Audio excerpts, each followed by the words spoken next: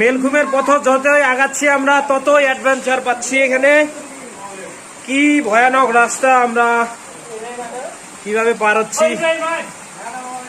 আমার এক বন্ধু ইব্রাহিম এই যে আসতে ভয় পাচ্ছে, ছেলেটা অনেক লম্বা, ওই যে যাবে না, সে আগে বলে দিচ্ছে।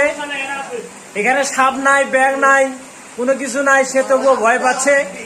রাস্তাটা রিস্ক নাই, এক হাঁটু পানি, কিন্তু তবুও সে আসতেছে না, তার অনেক ভয় লাগতেছে। তার গার্লফ্রেন্ডের অনেক মায়া, সামনে বিয়ে করবে, যদি সে কোনো কিছু ইনজুর হয় তার গার্লফ্রেন্ড তাকে ছাইড়া যাবে বলে দিছি, তাই সে ভয় পাচ্ছে।